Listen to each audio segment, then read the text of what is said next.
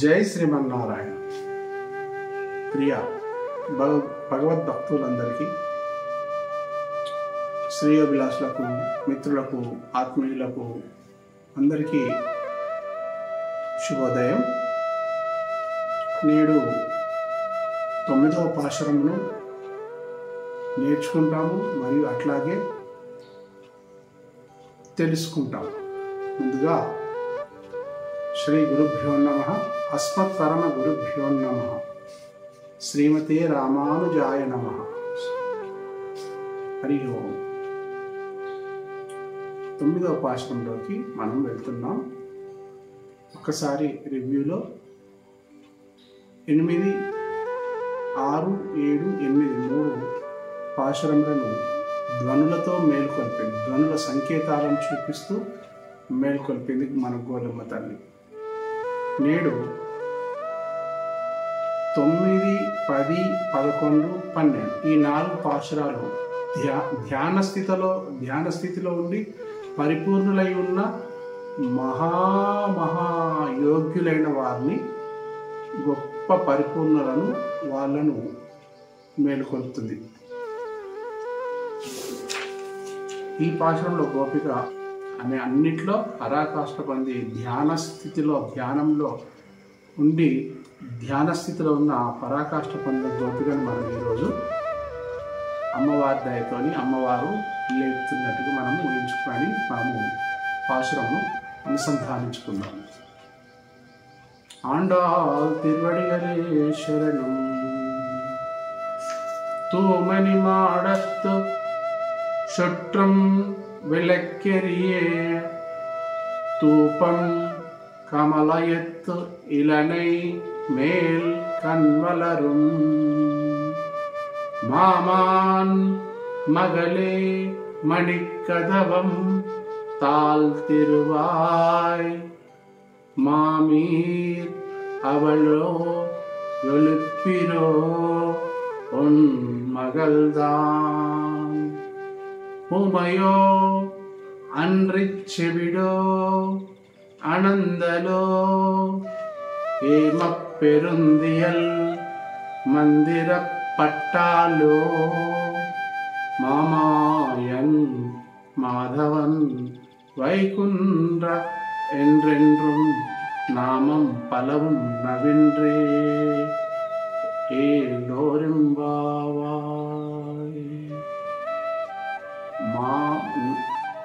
నామం పలవం నవిండ్రే ఏలోరింబావాయ్. ఈనాటి గోపిక స్థితప్రజ్ఞురాలు. అంటే ఆమెకు స్థితప్రజ్ఞులని ఎవరన్నంటారంటే వారికి ఏది అవసరం ఉండదు. వారికి సుఖం వచ్చినప్పుడు స్పృహ లేనివాడు, దుఃఖం వచ్చినప్పుడు దుఃఖించనివాడు. భగవద్గీతలో చెప్పినట్టు వాళ్ళ స్థితప్రజ్ఞులు అన్నట్టు ఇలా సుఖం వచ్చినా లైట్గానే తీసుకుంటారు, దుఃఖం కలిగినా లైట్గానే తీసుకుంటారు. ఎవ్వరు కనిపించినా ఏది కనిపించినా మనసులో ఏది రాదు. వాళ్ళ చిత్తం అంతా భగవంతుని ధ్యానం పైనే ఉంటుంది, భగవంతుని గురించి ఆలోచన చేస్తుంటారు. అట్లాంటి వారిని స్థితప్రజ్ఞులు అంటారు. మనం మన ఈ ఈహపరలోకంలో వారిని ఏమంటామంటే పిచ్చోడు అని అంటాం. వాళ్ళే మాట్లాడుకుంటుంటారు, వాళ్ళ పనులు వాళ్ళే చేసుకుంటుంటారు, వాళ్ళే ఏదో చేసుకుంటారు, పిచ్చోడు అని అంటాం. అంటే ఇక్కడ పిచ్చోడు అని అంటే స్థితప్రజ్ఞుల యొక్క లక్షణం ఎట్లా అంటే అది గంభీరత్వం. అది అందరికీ రాదు. కామ, క్రోధ, లోభ, మదమాశ్చర్యాలు, ధమనములు, ఈ అహంకారం ఇవన్నీ ఉన్నాయి కాబట్టి కాస్త మనం 10 మందిలోకి వెళ్ళగానే ఇవన్నిటి మనం ప్రదర్శిస్తాం. ఇక్కడ స్థితప్రజ్ఞురాలుగా ఉన్న గోపికను తూమని మాడత్తు, ఏం పడుకున్న భవనము, తూమని మాడత్తు మేలి రతనాల భావనాల మేడ. ఇది ఎవరు కట్టించండ్రు? శ్రీకృష్ణుడే ఈమె కోసము పెద్దగా కట్టించి నువ్వు ఇందులో నిద్రపో, వృద్ధుల రా అని చెప్పేసి కట్టించిండట, దగ్గరుండి కట్టించిండట. తాను మాత్రం భగవంతుడు చిన్నగా ఉండే రూమ్లోకి వెళ్ళి చిన్న గదిని కట్టుకున్నాడు. అందుకనే ఇది భగవంతుడు కట్టింది. తూమని మాడత్తు సుట్రం విలక్కెరియే, తూమని మాడత్తు సుట్రం విలక్కెరియే. విచిత్రమైన భవనం, మేలి రతనాల మేడలోన చుట్టూ దీపాలు వెలుగగా. మేలి రతనాలు, ఆ భవంతికి చుట్టూ రతనాలు తాపడం చేశారు. వజ్రాలు, రతనాలు, ముత్యాలు, ఇట్లా మొత్తానికి ఆ భవనం మొత్తము రతనాలతో నిండి ఉంది. వీళ్లకు ఈమె బయట నుండి వీళ్ళు లోపల ఉన్నామని చూస్తున్నారు, కానీ తలుపు ఎక్కడుందో వీళ్ళు ఆ గది చుట్టూ తిరుగుతూ ఉన్నారు.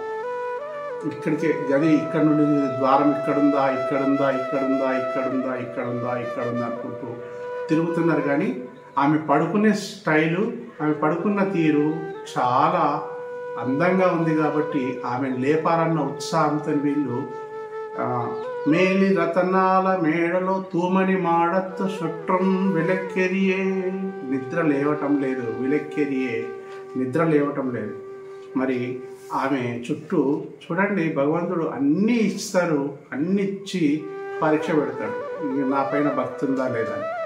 తూపం కమలత్తు ఇలనై మేల్ కన్వలరు. తూపం, ఇది తమిళ భాషలో తూపం అంటే ధూపం, అగరబత్తుల వాసన, దీపాల వాసన. విలక్కెరియే అంటే దీపాలు, చుట్టూ గుత్తు దీపాలు, మంచం చుట్టూ గుత్తు దీపాలు ఉన్నాయి. అట్లా విచిత్రమైన భవనంలో విలక్కెరియే చుట్టూ, మంచం చుట్టూ, పడక చుట్టూరుగా దీపాలు ఉన్నాయి. ఆ దీపాల మధ్య మధ్యలో అక్కడక్కడ ధూపం, ధూపం, ధూపాలు బాగా అగరబత్తులతో నిండి పరిమళం వస్తుంది. కానీ ఆ వీళ్ళకి పరిమళం వస్తుంది, కానీ అవన్నీ స్పష్టంగా కనిపిస్తున్నాయి. దీపాలు ఉన్నాయి చుట్టూరుగా, ఆ పడక అందంగా తయారైన పడక, ఆ మంచం, ఆ పాన్ పైన పడుకున్న స్టైల్, ఇవన్నీ అందంగా ఉన్నాయి. అందుకనే ఆ మేడను వర్ణించారు. తూమని మాడత్తు సుట్రం అని మేడను వర్ణించారు. అలాగే విలక్కెరియే దీపాలను వర్ణించారు. దీపాలు ఎంత గుత్తులుగా దీపాలు ఉన్నాయట. ఆ గుత్తులు అంటే కింద కొన్ని చుట్టూరుగా దీపాలు, ఆ పైనుండి వేలాడే దీపాలు. అంటే ఆమె ఫుల్ లైటింగ్లో పడుకున్నది. పడుకునే వాళ్ళకి ఇవన్నీ అవసరమా? నిద్రపోయే వాళ్ళకి అన్ని లైట్లన్నీ ఆఫ్ చేసేసి, లైట్లన్నీ ఆఫ్ చేసుకొని పడుకుంటాం. ఒక చిన్న బెడ్ ల్యాంప్, చిన్న లైట్ పెట్టుకొని పడుకుంటాం. కానీ ఈమె ప్రకాశవంతమైన తేజస్వి కదా, ఈమె చుట్టూ దీపాలు వెలుగుతున్నాయి. ఈమె నివసించే భవనం మేలి రతనాలు, అవి మామూలు రతనాలు కావు, మేలి రతనాలతో నిర్మించబడ్డాయి. ద్వారం ఎక్కడుందో తెలుస్తలేదు. కాబట్టి ధూపం కమలయిత్, ఆ పరిమళం, ధూపం యొక్క పరిమళం వస్తుంది. ఇలనై మేల్ కన్వనరు అంటూ ఈ రెండు లైన్లో తూమని మాడత్తు సుట్రం విలక్కెరియే తూపం కమలయిత్తు ఇలనై మేల్ కన్వలరు అని రెండు లైన్లు, ఆ రెండు లైన్లను భవనం గురించి వర్ణిస్తున్నారు. ఇంకా అయినా ఆమె పిలుస్తుంటే పలుకుతలేదు కాబట్టి అక్కడే ఇంకా ఆమెను ఏమని పిలుస్తున్నారు? మామాన్ మగలే, ఒక వరుస కలుపుకున్నారు. ఆ స్త్రీతోని, పరిపూర్ణులైన స్త్రీతోని, ఆమె లేనిది భగవద్గోష్ఠి, ఆమె లేనిది గోష్ఠి జరగదు, ఆమె లేనిది పరమాత్ముడు మన ప్రయాణం కొనసాగదు, శ్రీకృష్ణ వారిని చేరడం కుదరదు. కాబట్టి ఆమెను లేపే ప్రయత్నంలో మామాన్, మా మామ కూతురా, ఏమవుతుంది మామ కూతురు మన గోధుమ తల్లికి, వదినమ్మా మగలే,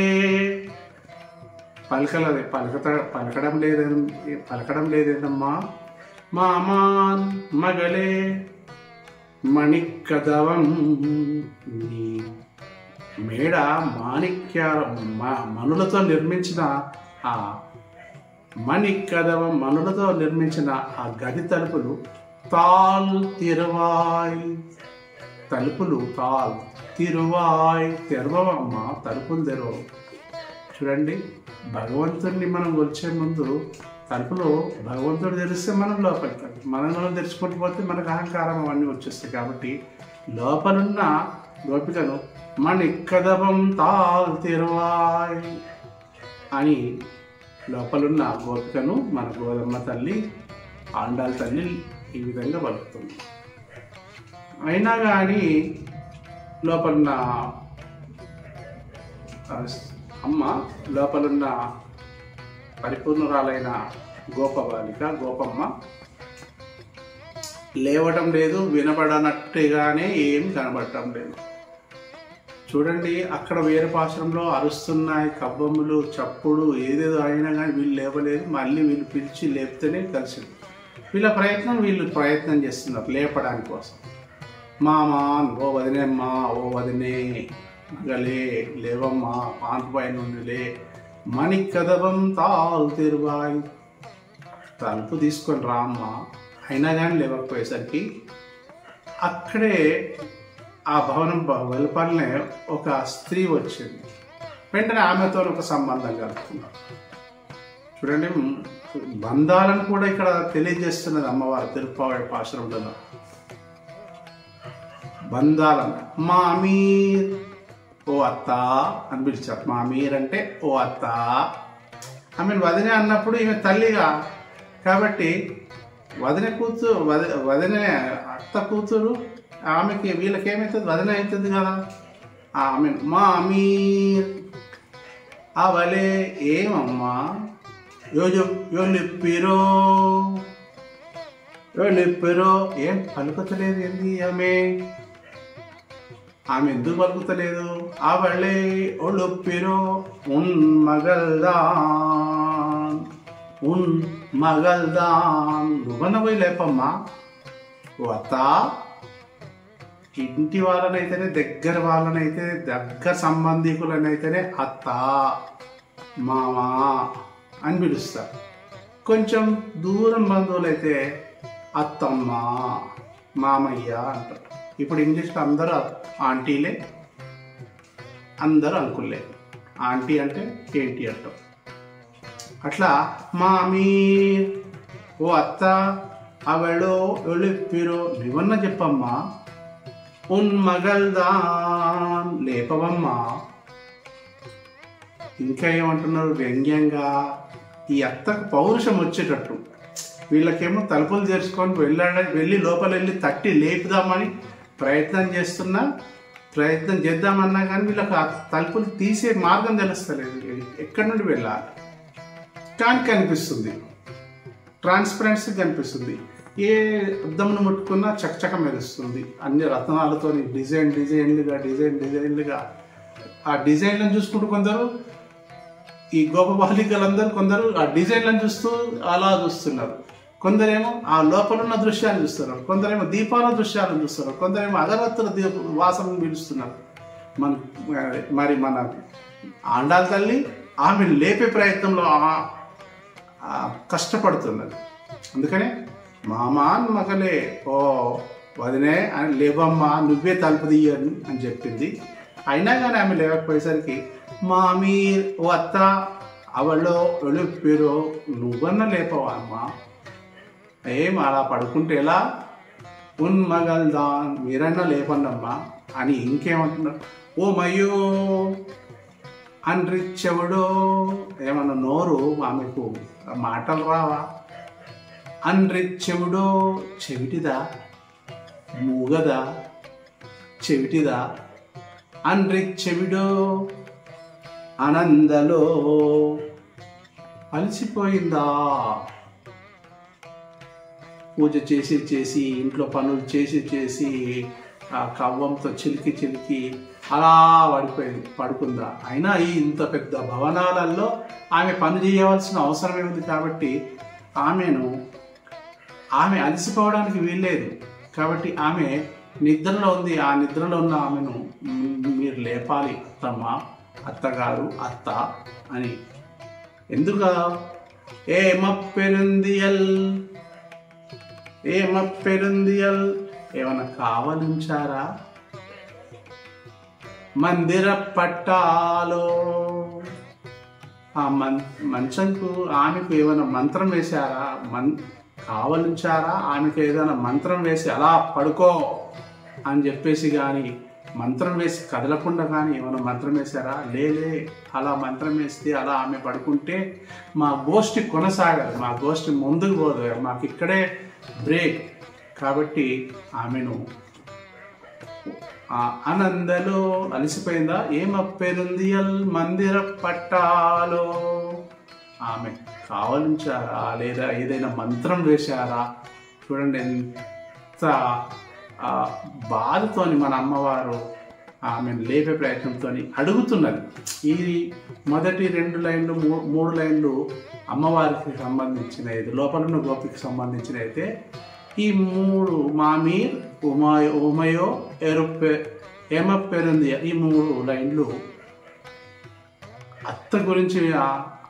ఉమయో అండ్రిచ్చులో, ఆనందలో అలసిపోయిందా, చెవిడిదా, మూగదా, ఇన్ని మాటలు అనేసేస్తున్నాం. మామాయన్ మామాయన్ మాధవన్ మామాయన్ మా మహామాయావి. ఎవరు పిలిస్తే వచ్చామో తెలుసా? ఏదో మేము టైంపాస్కి రాలేదమ్మా, ఈవెన్ తీసుకొని రమ్మన్నాడు కృష్ణయ్య. కాబట్టి మామాయన్ మా మహామాయావి, మాధవన్ మాధవుడు, వైకుంఠవాసుడు, వైకుంఠంలో శేషశాయిపై క్షీర సముద్రంలో శయనించే వైకుంఠ ఎన్నెన్నో రకాలుగా, పలు రకాలుగా నామం పలవం నవిండ్రే. నామం, ఆయన నామాలు, తిరునామాలు, ఆయన గురించి పాటలు, ఇన్ని పాటలు పాడుతున్నారు. ఈ గ్యాంగ్ ఇక్కడ ఒక పాట పాడుతుంది, ఈ గ్యాంగ్ ఇక్కడ ఒక పాట పాడుతుంది. ఇది సెపరేట్గా అద్దాలను పట్టుకొని ఆ మేలురత్నాల మేడను పట్టుకొని అట్లా చూసుకుంటూ లేవమ్మా లేవమ్మా అనుకుంటూ ఆమెను లేపే ప్రయత్నంతో పాటలు పాడుతున్నారు. మరి లేవమ్మా లేవమ్మా అని డైరెక్ట్ అంటే ఆమెకు వినిపిస్తుందో వినిపించదో అని భగవంతుని పాటలు పాడుతున్నారు. ఆ పాటలు విని కూడా ఆమె లేవట్లేదు. కాబట్టి మేము ఎవరి కోసం రాలేదు. మామాయన్ మాధవన్ వైకుంఠం ఎండ్రెండ్రం నామం పలవం పలిసార్లు పలుమారు పరు తిరునామాలు భగవంతుని గుణగానాలన్నీ ఇక్కడ వాడుతున్నామే. నవిండ్రే, నువ్వు రామ్మా, లోపల నుండి బయటకు రా. ఏ లోరింబావాయ్ జగతికే మంగళం కూర్చు మన శ్రీవ్రతం. ఏ లోరింబావాయ్ అంటూ నేటి పాశురంలో స్థిత ప్రజ్ఞురాలైన ధ్యాన దశలో ఆమె పడుకున్నదంటే పడుకున్నట్టు కాదు, ధ్యానంలో కళ్ళు మూసుకొని ఆమె అన్నీ వింటున్నది, అంత పరమాత్మని గురించి ఆలోచన చేస్తున్నది. కాబట్టి ఆమెను లేపే ప్రయత్నం చేస్తున్నారు. ఆమె ధ్యాన స్థితిలో నుండి ఒక్కసారి మామా మగలే వదిలే అనగానే ఒకసారి ఎవరో పిలుస్తున్నారు. మామీ రవిలో అత్తమ్మను అంటే అక్కడ ఉన్న స్త్రీని ఎవరో వరుస పెట్టి పిలుచుకొని బ్రతిమలాడుతున్నారు. ఇంకేమంటున్నారు? అండ్రిచ్చెవుడు, ఉమయో మూగదా, అండ్రిచ్చెవుడా, ఆనందలో అలసిపోయిందా,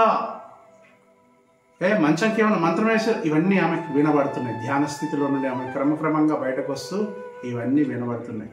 నీవే తలుపు తీసుకొని మణికదవాం తా తీర్వాయ్, నువ్వే తలుపు తీసుకొని రా అనగానే ఇక లాభం లేదు. పిల్లలు వాళ్ళందరూ ఎంత చక్కగా భగవన్నామాలు పాడుతున్నారు, ఎన్ని కీర్తనలు, ఎన్ని పాటలు, పద్యాలు, శ్లోకాలు అన్నీ భగవంతునికి సంబంధించినవి వాడుతున్నారు. ఆ బృందంలో నేను కలవకపోతే, వారిలో నేను చేరకపోతే, వారిని నేను ముందుండి నడిపించకపోతే, నేను ఇక్కడ పడుకొని నేను ఇక్కడ ధ్యానం చేయడం ఎందుకు? కాబట్టి నేను కూడా వాళ్ళు చేసే ఒక మంచి కార్యక్రమంలో నేను కూడా అందులో వెళ్ళి జైన్ అయ్యి వాళ్ళ కార్యక్రమాన్ని నేను కూడా ముందుండి నడిపిస్తానని చెప్పేసి ఈరోజు ఆశ్రమంలో ఈ గోపిక తనే తలుపు తీసుకొని వస్తుంది. మరి తూమని మాడత్తు అంతర్యము, తూమని మాడత్తు మన దేహమే శరీరమే ఆ మేలి రత్నాలతో చుట్రం విలక్కరి, మన దీపాలను మనమే వెలిగించుకోవాలి. ఎవరి ద్వారా వెలిగించుకోవాలి? పరమాత్ముడు, గురువు, ఆచార్యుల ద్వారా. భగవంతుని సేవ కంటే భాగవత శ్రేణం, భాగవతులను సేవించినచో, భాగవతములను గుర్తించి వారికి సేవ చేస్తే భగవంతుడు ప్రసన్నుడవుతాడు.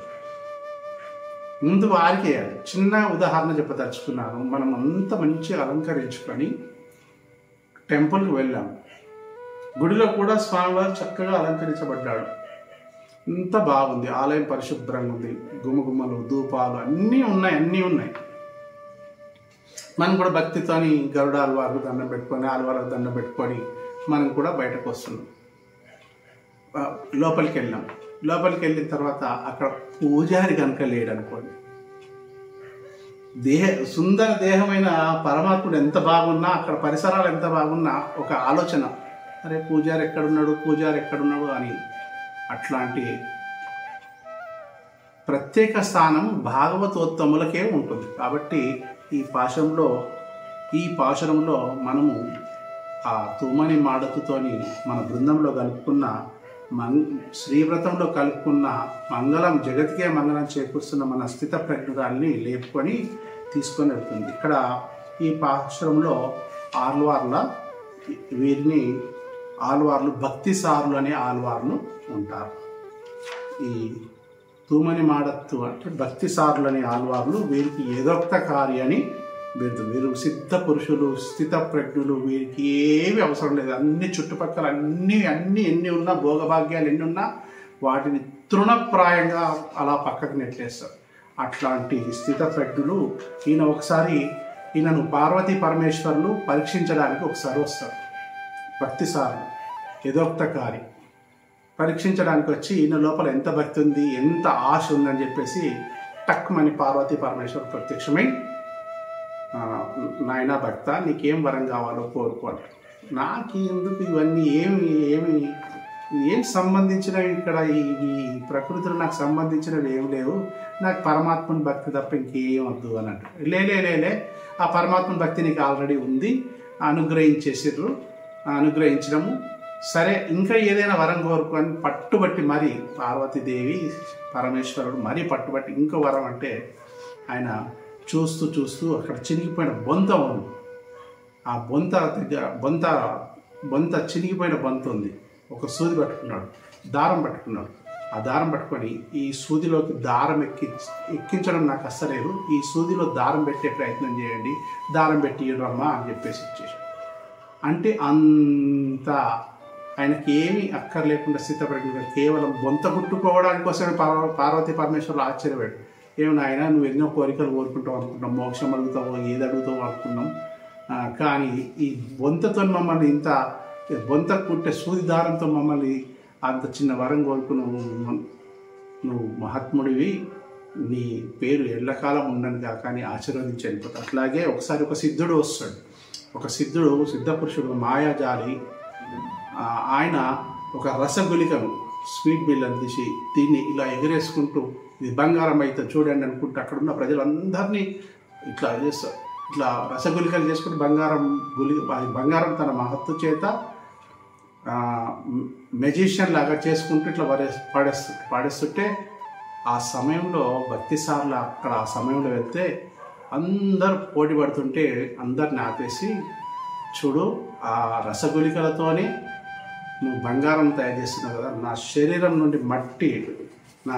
నుండి వచ్చిన మైలను తీసి బంగారం తయారు చేస్తానని అలా తీసేసి దాన్ని తయారు చేసి ఆయన చేతిలో పెట్టి చూసుకో బంగారం అంటే అది బంగారం అయిపోయింది. ఆయన శరీరం మీద ఉన్న మైల అంటే ఇలా రాకితే వచ్చింది. అట్లాగే ఒక వృద్ధురాలు ఈ ఆళ్వార్కు భక్తి సార్లకు సేవ చేయగా ఆమె ఏదన్నా కోరుకోవాలి, అతను ఆళ్వార్లు ఆమెకు నీకేం కావాలమ్మా కోరుకో అంటే ఆమె ఏం కోరుకుంది, స్వామి వృద్ధురాలుగా ఉండి చాలా కష్టాలు పడ్డా, ఒక్కసారి నా యవ్వనాన్ని ఒక్కసారి నా వయసును వెనుకకు పంపించు అనగానే తదాస్తు సరే అని చెప్పాడు. అనడం ఆలస్యం లేదు, ఆ వృద్ధురాలు యవ్వన స్త్రీగా, అందమైన స్త్రీగా తయారైపోయింది.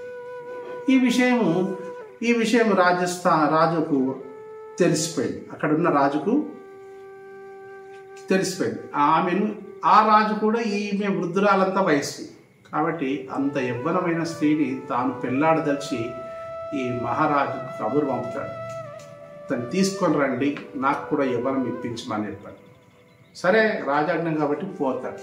వెళ్ళి ఏం చెప్పండి, మీరు ఆ స్త్రీని వృద్ధురాన్ని యవ్వన స్త్రీగా చేశారు కదా, నన్ను కూడా యవ్వనుడిగా చెయ్యండి, నేను మీకు ఏది కావాలంటే అది ఏది కావాలంటే అది ఇస్తాను, కోరింది ఇస్తానంటాడు. నేను అట్లా చెయ్యను, నాకు అక్కర్లేదు, నీ యవ్వనం అక్కర్లేదు, నీ వయసు అక్కర్లేదు, నీ మాట అక్కర్లేదు అని చెప్పేసి అలా తీసి పారేస్తాడు. వెంటనే మహారాజు కదా, మహారాజు కోపం వచ్చేసేస్తుంది. కోపం వచ్చేసి నువ్వు ఈ రాజ్యం నుండి నిన్ను బహిష్కరిస్తున్నాం, బటులారా ఇతన్ని ఈ రాజ్యం నుండి తరిమి వెళ్ళగొట్టండి అని చెప్పేస్తే, నువ్వు వెళ్ళగొట్టేది నేనే వెళ్ళిపోతున్నాను ఆ చంకలో చాప చుట్టుకొని అలా వెళ్ళిపోతుంటాడు. అక్కడున్న ఆయన వెళ్ళిపోతుంటే అక్కడున్న కాంచీపురం నుంచి ఆయనను బహిష్కరిస్తే, కాంచీపురంలో ఉన్న ఆలయంలో ఉన్న నిత్యం సేవించిన ఆలయంలో ఉన్న స్వామి కూడా మూల విరాట్ విగ్రహం కూడా ఆయన వెనకాలే కదులుకుంటూ పోతుంటుంది. ఆ మూల విరాట్ విగ్రహం ఎప్పుడైతే కదులుతూ పోతున్నదో ఆయన వెనకాల ఆ ప్రజలు కూడా కదులుకుంటూ అందరూ, ఎందుకంటే ఆయన పోతున్నాడు, ఆయన వెనక స్వామి పోతున్నాడు, స్వామి వెనకాల ప్రజలు పోతున్నారు. ఈ విషయం రాజు తెలిసి అయ్యో అయ్యో అయ్యో కోరరాని కోరిక కోరని తప్పైందని ఆయన కాళ్ళ మీద పడ్డాడు. భక్తిసార్ల కాళ్ళ మీద పడి తప్పైంది, క్షమించండి, నీ పద్ధతిలో స్వామివారి గుడిలోనే ఉండాలి, ప్రజలు ఊర్లోనే ఉండాలి, నువ్వు నీ ఇష్టం ఉన్న చోట ఉండు, నీ ఇష్టం ఉంటేనే ఇవ్వు, లేకపోతే లేదు, ఎట్లుంటే అట్లా అనుభవిస్తామని చెప్పేసి ఆయన పాదాలు పట్టుకొని ఆ మహారాజు కోరుకునగానే తిరిగి ఆయన రిటర్న్ అయితే ఎట్లా రిటర్న్ అయ్యిండో, ఎలా తిరిగిండో వాళ్ళు కూడా పబ్లిక్ అలా తిరిగిండ్రు, స్వామివారు కూడా అలా తిరిగిండ్రు, మళ్ళీ ఎప్పుడు వస్తా అనుకుంటారు. కాబట్టి ఆయన యథోక్తకారి అని పేరు వచ్చింది. ఇంకోసారి భక్తిసార్లు కుంభకోణంలో ఆయన వీధిలో నడుస్తుంటే అక్కడున్న ఊరి ఆలయంలోని అర్చమూర్తి ఇలా పడుకొని ఉన్న అర్చమూర్తి ఆయన ఇలా పోతున్నాడు. ఆయన ఇలా పోతుంటే అర్చమూర్తి ఇలా లేస్తున్నాడు. మళ్ళీ అటు పోయిన తర్వాత ఇటు పోతున్నాడు. మళ్ళీ ఇట్లా చూసి మళ్ళీ లేసుకుంటూ ఆయన ఎటు పోతుంటే విగ్రహం కదులుతుంది.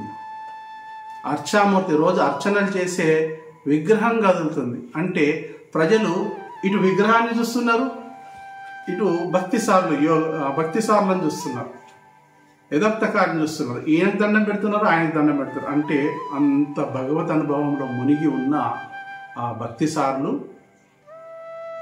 చాలా గొప్పవారు. ఆయనకు భగవన్నామం తప్ప ఇంకా ఏమి తెలియదు. ఆ భగవన్నామంతో ఉన్న ఆ గోప బాలిక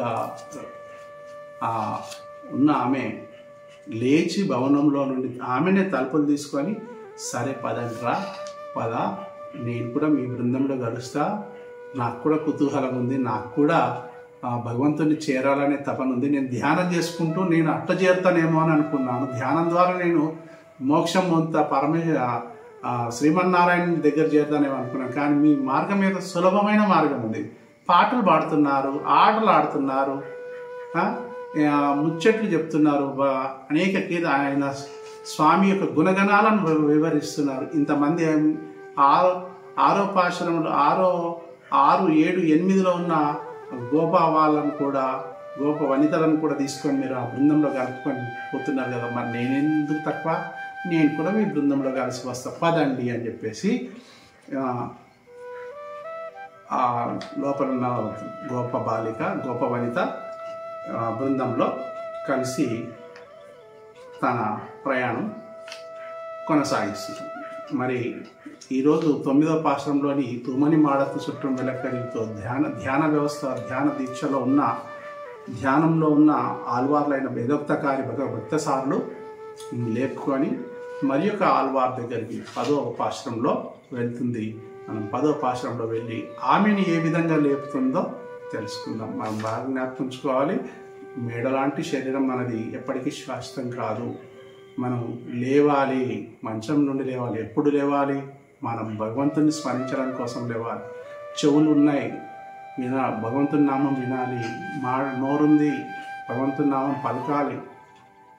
అలసిపోకూడదు. అలసిపోయినామా భగవంతుడు మనల్ని ఆయన అలసిపోతాడు. కాబట్టి ఆ మంచాన్ని వదలండి. మంచం వదిలితే మాధవుడు కనిపిస్తాడు, వైకుంఠంలో ఉన్న శ్రీనివాసుడు, వైకుంఠంలో ఉన్న శ్రీమన్నారాయణుడు, విష్ణు వీళ్ళందరూ కనిపించి మనల్ని అనుగ్రహిస్తారని తెలుసుకొని ఈ భావం ద్వారా మనం ఈ పాశ్రాన్ని ముగిస్తున్నాం. జై శ్రీమన్నారాయణ. జై జై శ్రీమన్నారాయణ.